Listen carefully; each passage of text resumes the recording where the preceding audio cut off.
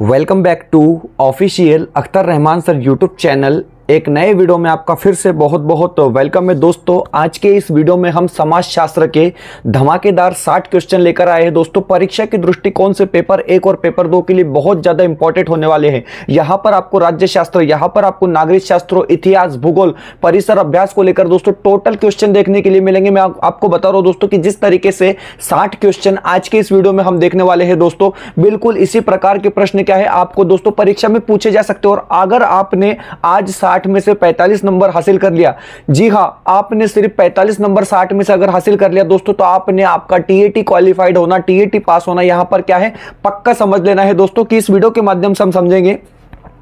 तर चला व्हिडिओ सुरू करूया मित्रांनो। व्हिडिओ सुरू करण्या अगोदर आपण जर आमच्या चॅनलवर नवीन असाल तर प्लीज चॅनलला सबस्क्राइब करा, साइडचे जे बेल नोटिफिकेशन आहे त्याला देखील ऑन करा, जेणेकरून आपल्याला अशाच प्रकारचे व्हिडिओ वेळेवर पाहायला मिळेल। मित्रांनो, डिस्क्रिप्शन मध्ये आमच्या टेलिग्राम आणि व्हॉट्सअप चॅनलची लिंक सुद्धा दिलेली आहे, तेथे जाऊन आपण आमच्या टेलिग्राम आणि व्हॉट्सअप चॅनलला सुद्धा जॉइन करू शकतात। व्हिडिओला प्लीज लाईक करा। तर चला पाहूया प्रश्न क्रमांक 1। एक प्रश्न जे असणार आहे मित्रांनो ते खूप इंपॉर्टंट प्रश्न आपण या ठिकाणी पाहणार आहोत। प्रश्न विचारलेला आहे की राज्यसभेची निवडणूक लढविणाऱ्या व्यक्तीने वयाची डॅश डॅश वर्ष पूर्ण केली असणे गरजेचे आहे, अशा प्रकारे प्रश्न विचारलेला आहे। आणि आपल्याला 4 ऑप्शन दिलेले आहे मित्रांनो, आणि जे योग्य उत्तर असणार आहे 30 काय असेल आपलं योग्य उत्तर असणार आहे, कारण की राज्यसभेची जी निवडणूक लढविणाऱ्या व्यक्तीने आपल्या वयाचे 30 वर्ष पूर्ण केले असणे गरजेचे असते मित्रांनो। म्हणजे ऑप्शन क्रमांक जे डी असेल ते आपलं काय असणार आहे योग्य उत्तर या ठिकाणी राहणार आहे। पुढचा प्रश्न क्रमांक 2। प्रश्न क्रमांक 2 विचारलेला आहे की खालील विधानांपैकी चूक विधान ओळखा। आता हे बघा मित्रांनो, 4 विधान आपल्याला या ठिकाणी दिलेले आहे आणि या 4 विधानांपैकी चूक विधान कोणते, म्हणजे या ठिकाणी 3 विधान जे असणार आहे ते बरोबर असणार आहे आणि 1 विधान या ठिकाणी रॉंग दिलेला आहे, ते आपण पाहूया। राष्ट्रपती तिन्ही सेना दलाचे सेनापती असतात, हे काय आहे बरोबर आहे। राजदूत, मुख्य निवडणूक आयुक्त यांची नेमणूक राष्ट्रपती करतात, हे सुद्धा काय आहे बरोबर आहे। आणि राष्ट्रपतींनी काढलेले वटहुकूम कायद्यासारखेच असतात, हे सुद्धा काय आहे मित्रांनो बरोबर आहे। परंतु ऑप्शन क्रमांक 4 जे आहे ते चुकीचा दिलेला आहे की राष्ट्रपतीच्या हातून संविधानाचा भंग झाल्यास त्यांना पदावरून दूर करण्याचा अधिकार संसदेला नाही, हा या ठिकाणी काय असणार आहे मित्रांनो चुकीचा असणार आहे। म्हणजे आपला पर्याय क्रमांक जे 2, 4 असेल ते आपला काय असणार आहे बरोबर उत्तर या ठिकाणी असणार आहे।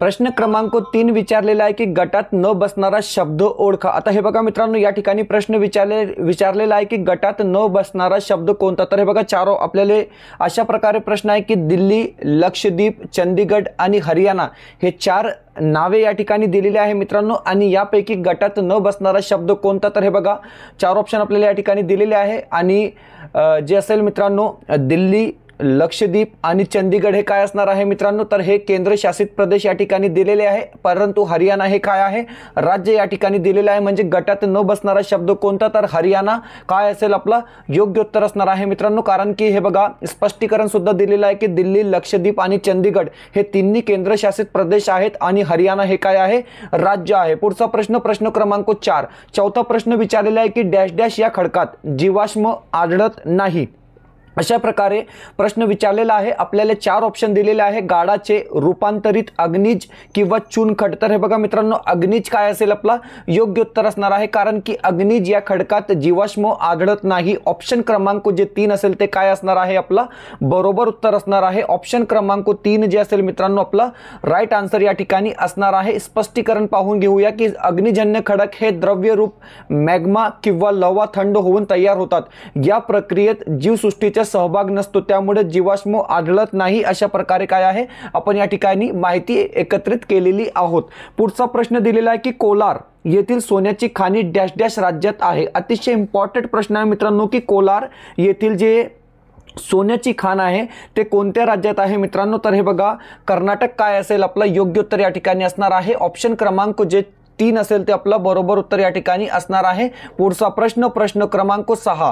6वा प्रश्न विचारलेला आहे की हे बघा 6वा प्रश्न दिलेला आहे की खाली दिलेल्या जोड्यांपैकी बरोबर जोडी ओळखा। आता हे बघा मित्रांनो 4 जोड्या या ठिकाणी दिलेली आहे आणि त्यापैकी फक्त बरोबर जोडी कोणती, अशा प्रकारे प्रश्न विचारलेला आहे। आपल्याला ऑप्शन दिलेले आहे, गाथा सप्तशती हर्षवर्धन चुकीची जोडी दिलेली आहे, रत्नावली हल हे सुद्धा काय आहे चुकीची जोडी दिलेली आहे, आणि हे सुद्धा चुकीचे असणार आहे, परंतु बुद्धचरित आणि अश्वघोष हे काय असेल मित्रांनो, या ठिकाणी बरोबर जोडी असणार आहे. म्हणजे आपला पर्याय क्रमांक जे 3 असेल ते काय असणार आहे, बरोबर उत्तर असणार आहे. प्रश्न क्रमांक 7 विचारलेला आहे की खालीलपैकी चुकीची जोडी ओळखा. आता हे बघा मित्रांनो, या ठिकाणी 3 जे जोड्या दिलेल्या आहेत ते बरोबर असणार आहे आणि 1 जे जोडी दिलेली आहे ते चुकीची असणार आहे.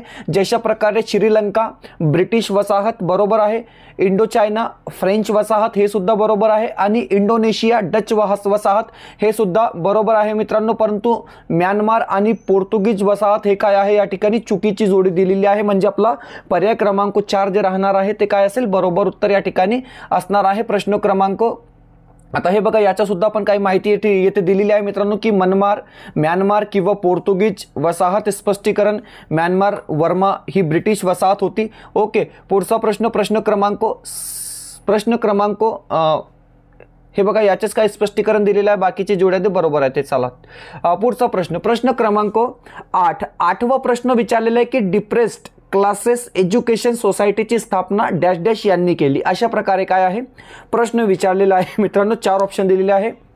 महर्षी विठ्ठल रामजी शिंदे, डॉक्टर बाबासाहेब आंबेडकर, महात्मा गांधीजी किंवा महात्मा फुले. तर हे बघा डिप्रेस्ड क्लासेस एज्युकेशन सोसायटीची जी स्थापना आहे मित्रांनो ते डॉक्टर बाबासाहेब आंबेडकर यांनी केलेली आहे. डिप्रेस्ड क्लासेस एज्युकेशन, फक्त एज्युकेशन हे शब्द तुम्ही लक्षात ठेवा मित्रांनो, कारण आणखी एक प्रश्न अशा स्वरूपाचा तयार होतो ते आपण पुढे पाहणार आहोत. तर या ठिकाणी उत्तर काय आहे, डॉक्टर बाबासाहेब आंबेडकर. ओके, यांच्या संदर्भात माहिती अशा प्रकारे आहे की डिप्रेस्ड क्लासेस एज्युकेशन सोसायटीची स्थापना डॉक्टर बाबासाहेब आंबेडकर यांनी केली. या संस्थेची स्थापना कधी झाली तर 14 जून 1928 रोजी मुंबईत झाली, ज्याचा उद्देश अस्पृश्य विद्यार्थ्यांमध्ये शिक्षणाचा प्रसार करणे हा होता. हे सुद्धा तुम्ही काय आहे मित्रांनो या ठिकाणी लक्षात घेऊन चाला. पुढचा प्रश्न दिलेला आहे की डिप्रेस्ड क्लासेस मिशनची स्थापना कोणी केली. बॅक टू बॅक आपण हे प्रश्न आणलेले आहोत मित्रांनो, कारण की तुम्हाला या प्रश्नामध्ये कन्फ्युजन होत असतो की त्या ठिकाणी काय होता,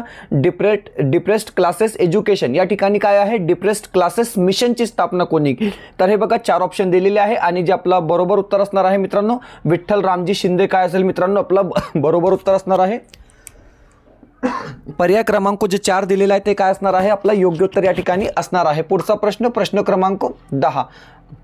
या संदर्भात सुद्धा माहिती आपण या ठिकाणी एकत्रित केलेली आहे. तुम्ही माहिती पाहू शकतात की डिप्रेस्ड क्लासेस मिशनची स्थापना विठ्ठल रामजी शिंदे यांनी केली. स्पष्टीकरण अशा प्रकारे आहे की विठ्ठल रामजी शिंदे यांनी 1906 साली मुंबईत डिप्रेस्ड क्लासेस मिशन ऑफ इंडियाची स्थापना केली. या संस्थेचे उद्दिष्ट काय होते तर हे बघा, अस्पृश्यता दूर करणे, शिक्षण प्रसार करणे आणि सामाजिक समता प्रस्थापित करणे हे यांचा मुख्य उद्देश होता. अशा प्रकारे आपण या ठिकाणी माहिती आणलेली आहोत. पुढचा प्रश्न क्रमांक 10वा प्रश्न दिलेला आहे की लोकसभेत निवडून आलेल्या सदस्यांची कमाल सदस्य संख्या. आता हे बघा मित्रांनो, लोकसभेत जे निवडून आलेल्या सदस्यांची कमाल संख्या किती असते अशा प्रकारे प्रश्न विचारलेला आहे आणि 550 काय असेल मित्रांनो, आपला योग्य उत्तर या ठिकाणी असणार आहे.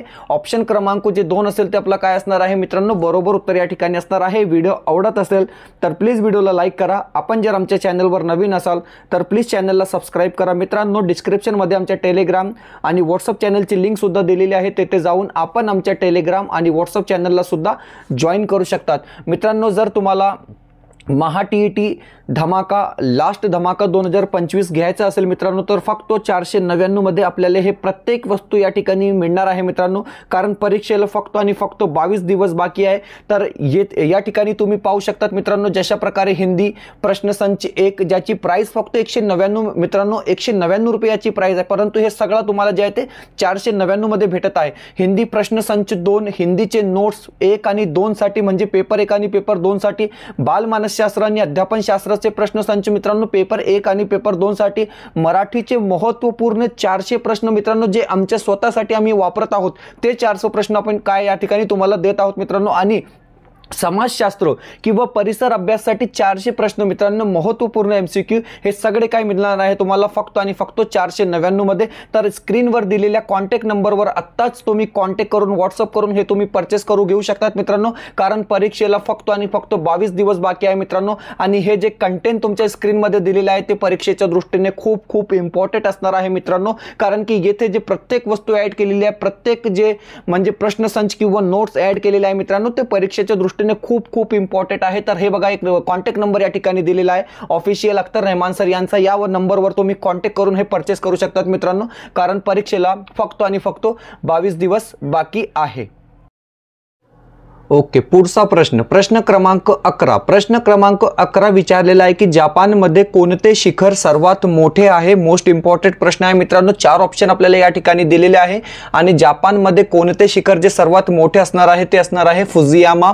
ऑप्शन क्रमांक जे 4 असेल मित्रांनो ते काय असणार आहे, आपला बरोबर उत्तर या ठिकाणी असणार आहे। पुढचा प्रश्न क्रमांक 12वा प्रश्न विचारलेला आहे की श्रीलंका व भारत यांच्या दरम्यान कोणती समुद्रध्वनी आहे, अशा प्रकारे प्रश्न विचारलेला आहे। आपल्याला 4 ऑप्शन दिलेले आहे, पाल्क, आदम, मन्नार किंवा जाफना। तर हे बघा मित्रांनो, श्रीलंका व भारत यांच्या दरम्यान जे समुद्रध्वनी असणार आहे ते पाल्क असणार आहे, म्हणजे ऑप्शन क्रमांक जे 1 असेल ते आपला काय असेल, बरोबर उत्तर या ठिकाणी असणार आहे। पुढचा प्रश्न क्रमांक 13वा प्रश्न दिलेला आहे की इस्रायलमध्ये उन्हाळ्याच्या सुरुवातीला डॅश डॅश हे उष्ण व कोरडे वारे वाहतात, अशा प्रकारे प्रश्न विचारलेला आहे। आपल्याला ऑप्शन दिलेले आहे लू, खमसीन, चिनूक किंवा मतलाई। तर हे बघा मित्रांनो, इस्रायलमध्ये उन्हाळ्याच्या सुरुवातीला जे उष्ण व कोरडे वारे वाहतात त्याला आपण खमसीन वारे असे म्हणतो, म्हणजे ऑप्शन क्रमांक जे 2 असेल ते आपला काय असणार आहे, बरोबर उत्तर या ठिकाणी असणार आहे।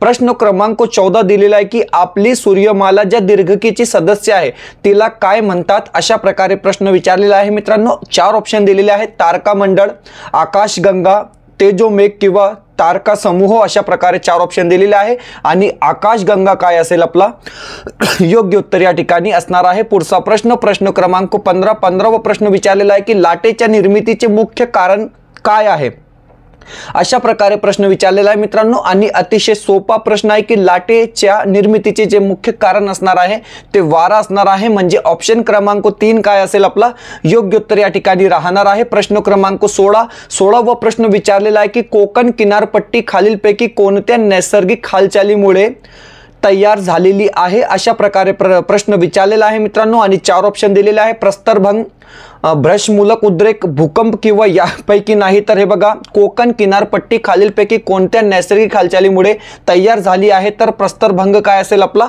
योग्य उत्तर या ठिकाणी असणार आहे। ऑप्शन क्रमांक जे 1 असेल मित्रांनो ते आपला बरोबर उत्तर असणार आहे। प्रश्न क्रमांक 17 विचारलेला आहे की अंबोली हे प्रसिद्ध पर्यटन स्थळ खालीलपैकी कोणत्या जिल्ह्यात आहे, अशा प्रकारे प्रश्न विचारलेला आहे आणि आपल्याला 4 ऑप्शन दिलेले आहे मित्रांनो, तुम्ही पाहू शकता, सातारा, सिंधुदुर्ग, कोल्हापूर किंवा पुणे। तर हे बघा, सिंधुदुर्ग काय असेल आपला योग्य उत्तर असणार आहे, कारण की आंबोली हे प्रसिद्ध पर्यटन स्थळ जे असणार आहे मित्रांनो ते सिंधुदुर्ग या जिल्ह्यात असणार आहे।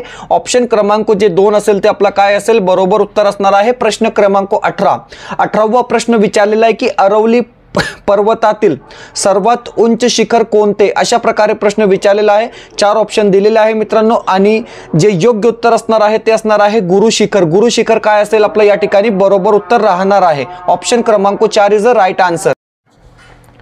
प्रश्न क्रमांक 19वा प्रश्न विचारलेला आहे की पश्चिम घाटातील सर्वात उंच शिखर कोणते, अशा प्रकारे प्रश्न विचारलेला आहे। आपल्याला 4 ऑप्शन दिलेले आहे, कांचनगंगा, एनोमुडी, गुरु शिखर किंवा दोडा बेट्टा। तर हे बघा मित्रांनो, पश्चिम घाटातील जे सर्वात उंच शिखर असणार आहे ते एनोमुडी असणार आहे, म्हणजे ऑप्शन क्रमांक जे 2 असेल ते आपला काय असणार आहे योग्य उत्तर या ठिकाणी असणार आहे। प्रश्न क्रमांक 20 विचारलेला आहे की कायल म्हणजे काय, तर हे बघा, कायल म्हणजे काय, अशा प्रकारे प्रश्न विचारलेला आहे आणि कायल म्हणजे काय तर खाजन सरोवर। ऑप्शन क्रमांक जे 1 असेल ते आपला काय असणार आहे मित्रांनो, बरोबर उत्तर या ठिकाणी असणार आहे। पुढचा प्रश्न क्रमांक 21 21वा प्रश्न दिलेला आहे की अंदमान निकोबार बेटाची राजधानी डॅश डॅश आहे, अशा प्रकारे प्रश्न विचारलेला आहे। आपल्याला 4 ऑप्शन दिलेले आहे मित्रांनो, आणि लक्षात ठेवा की अंदमान निकोबार बेटाची जी राजधानी असणार आहे ते पोर्ट ब्लेअर, म्हणजे ऑप्शन क्रमांक जे 1 असेल ते आपला काय असणार आहे, योग्य उत्तर असणार आहे। पर्याय क्रमांक 1 जे असेल ते आपला बरोबर उत्तर असणार आहे। प्रश्न क्रमांक 22वा प्रश्न विचारलेला आहे की भारतीय पठारावरील डॅश डॅश पश्चिम वाहिनी नदी आहे, अशा प्रकारे प्रश्न विचारलेला आहे। आपल्याला 4 ऑप्शन दिलेले आहे, नर्मदा, कृष्णा, साबरमती किंवा कावेरी। तर हे बघा मित्रांनो, पश्चिम वाहिनी नदी कोणती, तर ऑप्शन क्रमांक 1 नर्मदा काय असेल आपला बरोबर उत्तर असणार आहे।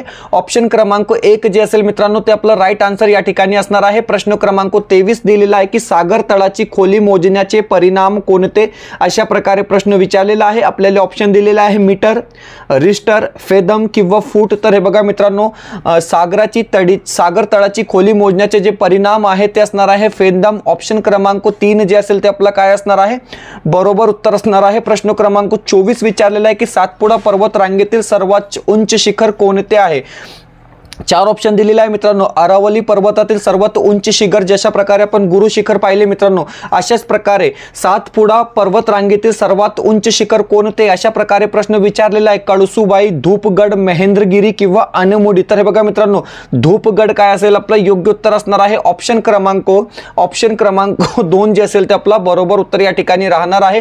प्रश्न क्रमांक 25 विचारलेला आहे की अवकाश प्रक्षेपणासाठी डॅश डॅशचा उपयोग करतात, अशा प्रकारे प्रश्न विचारलेला आहे। आणि आपल्याला 4 ऑप्शन दिलेले आहे, अग्निबाण, उपग्रह, स्कायलॉप किंवा चंद्रयान। तर हे बघा मित्रांनो, या ठिकाणी अवकाश प्रक्षेपणासाठी ज्याचा उपयोग केला जातो त्याला आपण अग्निबाण असे म्हणतो, म्हणजे पर्याय क्रमांक 1 काय राहणार आहे आपला बरोबर उत्तर राहणार आहे। पुढचा प्रश्न क्रमांक 26वा प्रश्न दिलेला आहे की कोणत्या देशात महामार्गाला ऑटो रूट्स म्हणतात, अशा प्रकारे प्रश्न विचारलेला आहे। खूप इम्पॉर्टंट प्रश्न आहे मित्रांनो। 4 ऑप्शन दिलेले आहेत, the great Britain, Germany, Italy किंवा फ्रान्स, अशा प्रकारे आपल्याला 4 ऑप्शन दिलेले आहे। आणि बघा कोणत्या देशात महामार्गाला ऑटो रूट्स असे म्हणतात, म्हणजे फ्रान्स काय असणार आहे आपला बरोबर उत्तर असणार आहे मित्रांनो, कारण की फ्रान्स या राज्यात महामार्गाला काय म्हटले जाते, तर ऑटो रूट्स म्हटले जाते। ऑप्शन क्रमांक जे 4 असेल ते आपला योग्य उत्तर असणार आहे। प्रश्न क्रमांक 27वा प्रश्न दिलेला आहे की थोरियमचे मुख्य खनिज कोणते, अशा प्रकारे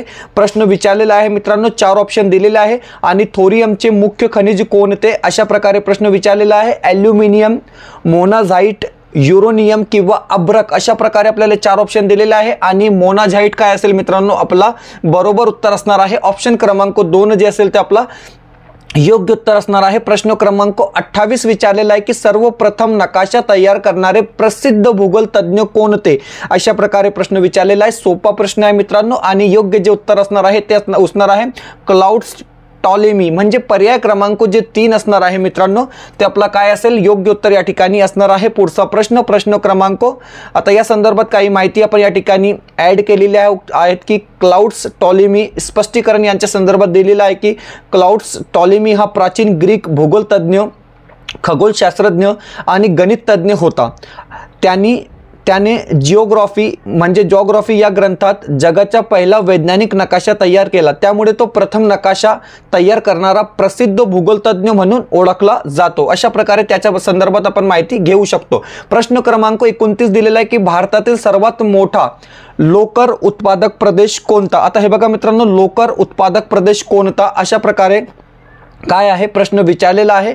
आणि राजस्थान काय असेल आपलं या ठिकाणी योग्य उत्तर असणार आहे मित्रांनो की भारतातील जे सर्वात मोठा लोकर उत्पादक प्रदेश असणार आहे ते राजस्थान असणार आहे। पर्याय क्रमांक बी काय असेल आपलं योग्य उत्तर असणार आहे नायब वकील ए मुतलक हा किताब डॅश डॅश यांना मिळाला। तर हे बघा मित्रांनो, खूप इम्पॉर्टंट प्रश्न आहे, 2-3 वेळा विचारला गेलेला हा प्रश्न आहे की नायब वकील ए मुतलक हा किताब डॅश डॅश यांना मिळाला। आपल्याला ऑप्शन दिलेला आहे मल्हारराव होळकर, महादजी शिंदे, रघुजी भोसले किंवा खांडेराव दभाडे। तर हे बघा मित्रांनो, नायब वकील ए मुतलक हा किताब महादजी शिंदे यांना मिळालेला आहे, म्हणजे पर्याय क्रमांक जे 2 असणार आहे ते आपला काय असेल योग्य उत्तर असणार आहे। प्रश्न क्रमांक 31 31वा प्रश्न विचारलेला आहे की सविनय कायदेभंगाचा ठराव लाहोर अधिवेशनामध्ये मंजूर करण्यात आला. पहिला प्रश्न असा तयार होतो की सविनय कायदेभंगाचा ठराव कोणत्या ठिकाणी मंजूर करण्यात आला, तर लाहोर या ठिकाणी मंजूर करण्यात आला. लक्षात ठेवा मित्रांनो, या अधिवेशनाचे अध्यक्ष कोण होते, प्रश्न असा विचारलेला आहे. ऑप्शन दिलेला आहे मोतीलाल नेहरू, लोकमान्य टिळक, जवाहरलाल नेहरू किंवा ॲनी बेझंट. तर हे बघा मित्रांनो, जवाहरलाल नेहरू काय होते, या अधिवेशनाचे अध्यक्ष होते आणि अधिवेशन कुठे होता, तर लाहोर या ठिकाणी होता. ऑप्शन क्रमांक 3 आपला योग्य उत्तर असणार आहे. प्रश्न क्रमांक 32 विचारलेला आहे की हिंदी स्वातंत्र्य संघाची स्थापना कोणी केली होती, अशा प्रकारे प्रश्न विचारलेला आहे मित्रांनो. 4 ऑप्शन दिलेले आहे आणि रास बिहारी बोस काय असेल आपला या ठिकाणी बरोबर उत्तर असणार आहे. ऑप्शन क्रमांक जे 1 असेल ते आपला काय असणार आहे, योग्य उत्तर असणार आहे. प्रश्न क्रमांक 33 विचारलेला आहे की सिंधू संस्कृतीचा शोध कोणी लावला. सोपा प्रश्न आहे मित्रांनो की सिंधू संस्कृतीचा शोध कोणी लावला. आपल्याला 4 ऑप्शन दिलेले आहे मित्रांनो आणि दयाराम सहानी हे काय असणार आहे, आपला योग्य उत्तर असणार आहे मित्रांनो. सगळे बेसिक प्रश्न आपण या ठिकाणी पाहत आहोत, कारण की म्हणजे परीक्षेमध्ये जवळपास तुम्हाला 10 ते 15 प्रश्न अशा प्रकारचे अतिशय सोपे प्रश्न तुम्हाला विचारले जातात मित्रांनो. तर ते प्रश्न आपला एक पण प्रश्न चुकला नाही पाहिजे, म्हणजे ऑप्शन क्रमांक जे 2 असेल ते आपला योग्य उत्तर असणार आहे. प्रश्न क्रमांक 14वा प्रश्न विचारलेला आहे की वैदिक काळातील लोकांचा प्रमुख व्यवसाय कोणता होता, अशा प्रकारे प्रश्न विचारलेला आहे. आणि लक्षात ठेवा मित्रांनो की जे वैदिक काळातील लोकांचा प्रमुख व्यवसाय होता ते शेती होता, म्हणजे ऑप्शन क्रमांक जे 4 असेल ते आपला काय असणार आहे, बरोबर उत्तर असणार आहे. प्रश्न क्रमांक 35वा प्रश्न विचारलेला आहे की ईश्वर म्हणजे काय इत्यादी अनेक ग्रहण प्रश्नावर ज्या ग्रंथात चर्चा केली तो ग्रंथ कोणता, अशा प्रकारे प्रश्न विचारलेला आहे मित्रांनो. आणि प्रश्न तुम्ही पुन्हा वाचून घ्या की ईश्वर म्हणजे काय इत्यादी अनेक गहन प्रश्नावर ज्या ग्रंथात चर्चा केली तो ग्रंथ म्हणजे उपनिषेदे. ऑप्शन क्रमांक जे 2 असेल ते आपला काय असणार आहे, बरोबर उत्तर असणार आहे. पर्याय क्रमांक 2 जे असेल मित्रांनो ते आपला योग्य उत्तर या ठिकाणी असणार आहे. प्रश्न क्रमांक 36 विचारलेला आहे की वैदकालीन लोक अग्नीत अर्पण केलेल्या नैवेद्यास काय म्हणत असत, अशा प्रकारे प्रश्न विचारलेला आहे मित्रांनो. आणि 4 ऑप्शन दिलेले आहे, हवी, सत, ऋतू किंवा यापैकी नाही. तर हवी काय असेल आपला योग्य उत्तर असणार आहे. पर्याय क्रमांक 1 जे असेल ते आपला बरोबर उत्तर असणार आहे. प्रश्न क्रमांक 37 विचारलेला आहे की भगवान महावीर कितवे जैन तीर्थकार होते, तर भगवान महावीर हे 24वे जैन तीर्थकार होते. ऑप्शन क्रमांक जे 3 असेल ते आपला काय असणार आहे, योग्य उत्तर असणार आहे. प्रश्न क्रमांक 38वा प्रश्न विचारलेला आहे की वर्धमान महावीरांनी आपला उपदेश सर्वसामान्य लोकांना कळावा म्हणून कोणत्या भाषेचा वापर केलेला आहे, अशा प्रकारे प्रश्न विचारलेला आहे. ऑप्शन दिलेला आहे पाली भाषा, संस्कृत भाषा, अर्ध मगधी भाषा किंवा यापैकी नाही. तर हे बघा मित्रांनो, वर्धमान महावीरांनी आपला संदेश सर्वसामान्य लोकांना कळावा म्हणून कोणत्या भाषेचा वापर केला, तर अर्ध मगधी भाषेचा वापर केला. ऑप्शन क्रमांक जे 3 असेल ते आपला काय असणार आहे, योग्य उत्तर असणार आहे. प्रश्न क्रमांक 39 विचारलेला आहे की चंद्रगुप्त मौर्य यांच्या दरबारात असलेल्या ग्रीक राजदूताचे नाव काय ते सांगा, अशा प्रकारे प्रश्न विचारलेला आहे. आपल्याला 4 ऑप्शन दिलेले आहे आणि मेगस्थनीज काय असेल मित्रांनो, आपला योग्य उत्तर असणार आहे.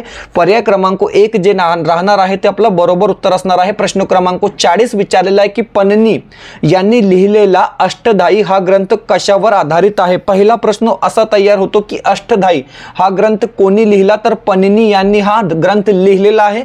लक्षात ठेवा. आता या ठिकाणी प्रश्न आहे की हा ग्रंथ कशावर आधारित आहे, तर 4 ऑप्शन दिलेले आहे, व्याकरण, राजकारण, समाजकारण किंवा कूटनीती. तर बघा मित्रांनो, पन्नी यांनी जे अष्टधाई हा ग्रंथ लिहिलेला आहे ते व्याकरणावर आधारित आहे. ऑप्शन क्रमांक जे 1 असेल ते आपला काय असणार आहे मित्रांनो, बरोबर उत्तर या ठिकाणी असणार आहे. मित्रांनो, व्हिडिओ आवडत असेल तर प्लीज व्हिडिओला लाईक करा. आपण जर आमच्या चॅनलवर नवीन असाल तर प्लीज चॅनलला सबस्क्राईब करा. मित्रांनो, डिस्क्रिप्शनमध्ये आमच्या टेलिग्राम आणि व्हॉट्सअप चॅनलची लिंक सुद्धा दिलेली आहे, तेथे जाऊन आपण आमच्या टेलिग्राम आणि व्हॉट्सअप चॅनलला सुद्धा जॉईन करू शकतात.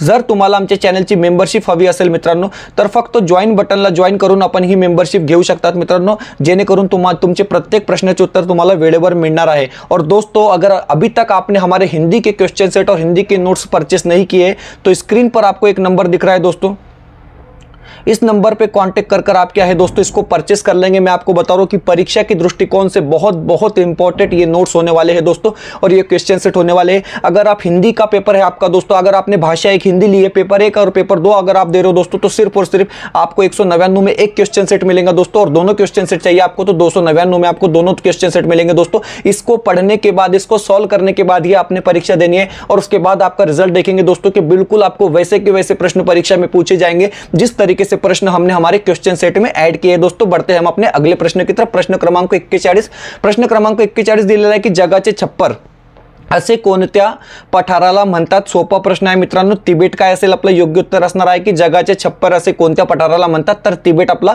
योग्य उत्तर असणार आहे। प्रश्न क्रमांक 42 व प्रश्न दिलेला आहे की 5 अंश उत्तर व 5 अंश दक्षिण अक्षरवृत्त दरम्यान कोणत्या दाबाचा पट्टा आहे? अशा प्रकारे प्रश्न विचारलेला आहे। 4 ऑप्शन दिलेले आहे। ध्रुवीय जास्त दाब, उपध्रुवीय कमी, मध्य अक्षरवृत्तीय जास्त किंवा विषुववृत्तीय कमी। तर हे बघा मित्रांनो 5 अंश उत्तर व 5 अंश दक्षिण अक्षरवृत्तीय दरम्यान कोणत्या दाबाचा पट्टा निर्माण होतो? तर ऑप्शन क्रमांक किंवा आहे तर विषुववृत्तीय कमी दाबाचा पट्टा असणार आहे। ऑप्शन क्रमांक जे 4 असेल ते बरोबर उत्तर असणार आहे। प्रश्न क्रमांक 43 दिलेला आहे की पृथ्वीवरील 7 खंडांपैकी मानवी वस्ती नसलेला खंड कोणता? तर हे बघा मित्रांनो पृथ्वीवरील किती खंड आहे एकूण? तर 7 खंड आहे आणि त्यापैकी मानवी वस्ती नसलेला खंड कोणता? तर आपला अंटार्क्टिका काय असेल योग्य उत्तर असणार आहे। ऑप्शन क्रमांक 2 जे असेल ते आपला बरोबर उत्तर असणार आहे। प्रश्न क्रमांक 44 वा प्रश्न विचारलेला आहे की इस्रायलच्या दक्षिणेत कोणते आखात आहे? अशा प्रकारे प्रश्न विचारलेला आहे आणि 4 ऑप्शन आपल्याला दिलेले आहे मित्रांनो आणि आपला जे योग्य उत्तर असणार आहे अकाबा। अकाबा हे काय असणार आहे? इस्रायलच्या दक्षिणेस कोणते आखात आहे? तर अकाबा हे आखात असणार आहे। प्रश्न क्रमांक या संदर्भात काही माहिती दिलेली आहे मित्रांनो। हे बघा तुम्ही स्पष्टीकरण दिलेलं आहे की इस्रायलच्या दक्षिणेस अकाबा आखात आहे। हा आखात लाल समुद्राचा एक भाग असून इस्रायल, जॉर्डन, इजिप्त आणि सौदी अरेबिया यांच्या दरम्यान स्थित आहे। इस्रायलच्या एलात हा बंदर या आखाताच्या किनाऱ्यावर आहेत। एलात हा बंदर ओके लक्षात ठेवा। पुढचा प्रश्न प्रश्न क्रमांक 45, प्रश्न क्रमांक 45 दिलेला आहे की सर्वात मोठा महासागर कोणता? अतिशय सोपा प्रश्न आहे मित्रांनो की सर्वात मोठा महासागर कोणता? तर हे बघा 4 ऑप्शन दिलेले आहे। अंटार्क्टिका, आर्कटिक, पॅसिफिक किंवा हिंदी। तर हे बघा मित्रांनो पॅसिफिक महासागर काय असणार आहे? सर्वात मोठा महासागरात असणार आहे। ऑप्शन क्रमांक जे 3 असेल ते आपला योग्य उत्तर असणार आहे। प्रश्न क्रमांक 46 दिलेला आहे की कोणती पर्वतरांग खंडित झाल्यामुळे बऱ्हाणपूर खिंड तयार झाली आहे? अशा प्रकारे प्रश्न विचारलेला आहे। आपल्याला ऑप्शन दिलेले आहे सातपुडा, अरवली, विंध्य किंवा गहरजात। तर हे बघा मित्रांनो या ठिकाणी प्रश्न आहे की कोणती पर्वतरांग खंडित झाल्यामुळे बऱ्हाणपूर खिंड तयार झाला आहे? तर सातपुडा काय असेल आपला योग्य उत्तर असणार आहे। पर्याय क्रमांक 1 जे असेल ते आपला बरोबर उत्तर असणार आहे। प्रश्न क्रमांक 47 विचारलेला आहे की भारतातील सर्वात जास्त लांबीची पुळण कोठे आहे? तर हे बघा खूप इम्पॉर्टंट प्रश्न आहे मित्रांनो की भारतातील सर्वात जास्त लांबीची पुळण कोठे आहे? अशा प्रकारे प्रश्न विचारलेला आहे। ऑप्शन दिलेला आहे दिवे, आगार, गुहागर, चेन्नई किंवा चांदीपूर। तर बघा मित्रांनो चेन्नई काय असेल आपला योग्य उत्तर असणार आहे। ऑप्शन क्रमांक 3 जे असेल ते आपला बरोबर उत्तर असणार आहे। प्रश्न क्रमांक 48 दिलेला आहे की हे बघा तुम्ही प्रश्न क्रमांक 48 पाहू शकतात की हवेतील सर्वात मोठा भाग कोणत्या वायूचा असतो? हा प्रश्न मित्रांनो खूप इम्पॉर्टंट आहे की हवेतील सर्वात मोठा भाग कोणत्या वायूचा असतो? अशा प्रकारे प्रश्न विचारलेला आहे। आपल्याला ऑप्शन दिलेला आहे नायट्रोजन, ऑक्सिजन, कार्बन डायऑक्साइड किंवा मिथेन। तर हे बघा मित्रांनो नायट्रोजनचा काय असेल हवेतील सर्वात मोठा भाग असतो म्हणजे ऑप्शन क्रमांक जे 1 असेल ते आपला काय असणार आहे योग्य उत्तर असणार आहे। आता त्या संदर्भात सुद्धा या ठिकाणी माहिती दिलेली आहे की हवेतील वायूचे प्रमाण साधारणतः असे आहे। हे बघा खूप इम्पॉर्टंट आहे की 78% काय असतो मित्रांनो तर नायट्रोजन असते आणि 21% काय असतो मित्रांनो म्हणजे ऑक्सिजन असतो आणि आर्गन, कार्बन डायऑक्साइड व इतर वायू फक्त 1% असतात मित्रांनो। हे तुम्ही लक्षात ठेवा। 21% ऑक्सिजन आणि 78% नायट्रोजन हे तुम्ही काय आहे या ठिकाणी लक्षात ठेवा। पुढचा प्रश्न प्रश्न क्रमांक आपण 49 या ठिकाणी पाहणार आहोत की महाराष्ट्र राज्याचे प्रशासकीय विभाग किती आहे? खूप इम्पॉर्टंट प्रश्न आहे मित्रांनो आणि जनरल नॉलेज संदर्भात सुद्धा हा प्रश्न तुम्हाला विचारला जाऊ शकतो की महाराष्ट्र राज्याचे प्रशासकीय विभाग किती आहे? तर 6 प्रशासकीय विभाग आहे। आता ते 6 प्रशासकीय विभाग कोणते? अशा प्रकारे माहिती या ठिकाणी आपण एकत्रित केलेली आहे मित्रांनो। हे बघा सध्या महाराष्ट्रात एकूण प्रशासकीय रेव्हेन्यू विभाग किती आहे? तर 6 विभाग आहे। जशा प्रकारे कोकण नंबर 1, पुणे नंबर 2, नाशिक, औरंगाबाद, छत्रपती संभाजीनगर, अमरावती आणि नागपूर अशा प्रकारे म्हणजे जवळपास 6 प्रशासकीय हे आहे मित्रांनो प्रशासकीय विभाग आहे महाराष्ट्रामध्ये। कोकण, पुणे, नाशिक, औरंगाबाद, छत्रपती संभाजीनगर, अमरावती आणि नागपूर अशा प्रकारे येथे दिलेला आहे। पुढचा प्रश्न प्रश्न क्रमांक 50वा प्रश्न विचारलेला आहे की भारतात सर्वात जास्त साक्षरता असलेलं राज्य कोणते? अशा प्रकारे प्रश्न विचारलेला आहे। आपल्याला 4 ऑप्शन दिलेले आहे मित्रांनो। आणि केरळ काय असेल आपलं योग्य उत्तर असणार आहे, कारण की केरळ राज्यात सर्वात जास्त साक्षरता असणार आहे मित्रांनो. ऑप्शन क्रमांक 2 जे असेल ते आपला बरोबर उत्तर असणार आहे. प्रश्न क्रमांक 51 विचारलेला आहे की आंतरराष्ट्रीय न्यायालयाचे कार्यालय डॅश डॅश येथे आहे. 4 ऑप्शन दिलेले आहे आणि सर्वांना माहित असेल मित्रांनो की आंतरराष्ट्रीय न्यायालयाचे जे कार्यालय आहे ते हेग येथे आहे, म्हणजे ऑप्शन क्रमांक 1 काय असेल आपला योग्य उत्तर असणार आहे. प्रश्न क्रमांक 52 विचारलेला आहे की पंपाई हे डॅश डॅश संस्कृतीतील ठिकाण युनेस्कोचे जागतिक वारसा स्थळ म्हणून ओळखले जाते. अशा प्रकारे प्रश्न विचारलेला आहे आणि हा प्रश्न जे आहे मित्रांनो ते टीईटीच्या परीक्षेमध्ये विचारला गेलेला प्रश्न आहे की पंपाई हे सांस्कृतिक ठिकाण युनेस्को जागतिक वारसा स्थळ म्हणून ओळखले जाते. अशा प्रकारे आपल्याला प्रश्न विचारलेला आहे आणि रोमन काय असेल आपलं योग्य उत्तर असणार आहे, कारण हे कुठे आहे तर रोमन या ठिकाणी आहे. प्रश्न क्रमांक 53 विचारलेला आहे की सूर्यमालेत लघुग्रह खालीलपैकी कोणत्या 2 ग्रहाच्या दरम्यान आहेत. अशा प्रकारे प्रश्न आहे आणि 4 ऑप्शन दिलेले आहे, पृथ्वी मंगळ, मंगळ गुरु शनी किंवा पृथ्वी व शुक्र. तर हे बघा आपलं जे उत्तर असणार आहे मित्रांनो मंगळ व गुरु आपला काय असेल योग्य उत्तर असणार आहे, कारण की सूर्यमालेत जे लघुग्रह आहे मित्रांनो ते मंगळ व गुरु यांच्या दरम्यान आहे, म्हणजे ऑप्शन क्रमांक 2 काय असेल आपला योग्य उत्तर असणार आहे. प्रश्न क्रमांक 54 विचारलेला आहे की जमिनीत आत घुसलेल्या सागराच्या निमुळत्या होत जाणाऱ्या भागास डॅश डॅश असे म्हणतात. अशा प्रश्न आहे मित्रांनो, खूप इम्पॉर्टंट हा प्रश्न असणार आहे. ऑप्शन दिलेला आहे उपसागर, समुद्रध्वनी, आखात किंवा खाडी. तर हे बघा मित्रांनो या ठिकाणी जे योग्य उत्तर असणार आहे आखात. ऑप्शन क्रमांक 3 काय असेल आपला बरोबर उत्तर असणार आहे. ऑप्शन क्रमांक 3 जे असेल ते आपलं योग्य उत्तर असणार आहे.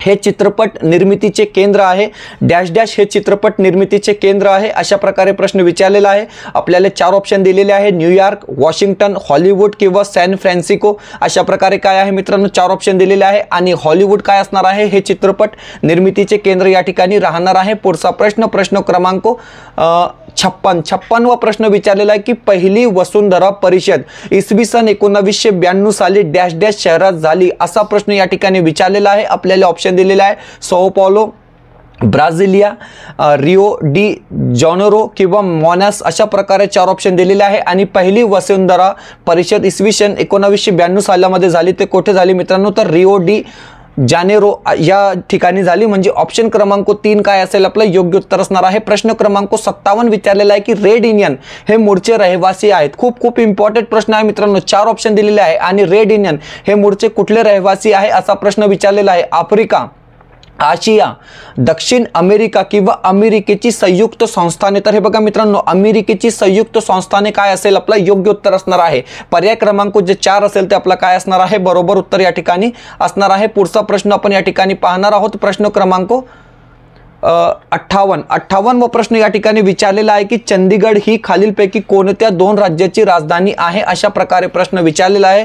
4 ऑप्शन दिलेले आहे मित्रांनो आणि सर्वांना माहित असेल की चंदीगड हे किती राज्याची राजधानी आहे तर 2 राज्याची राजधानी आहे, पंजाब आणि हरियाणा. ऑप्शन क्रमांक जे 4 असणार आहे ते आपलं काय असेल बरोबर उत्तर असणार आहे. प्रश्न क्रमांक 59 विचारलेला आहे की हे बघा 59वा प्रश्न विचारलेला आहे की जागतिक मासेमारीची विस्तृत क्षेत्र या भागात आढळतात. अशा प्रकारे प्रश्न विचारलेला आहे. 4 ऑप्शन दिलेले आहे, भूखंड मंच, सागरी डोह, सागरी पर्वत किंवा सागरी मैदान. तर हे बघा जगातील मासेमारीची विस्तृत क्षेत्र भूखंड मंच या ठिकाणी आढळते, म्हणजे पर्याय क्रमांक जे 1 असेल ते आपला योग्य उत्तर असणार आहे.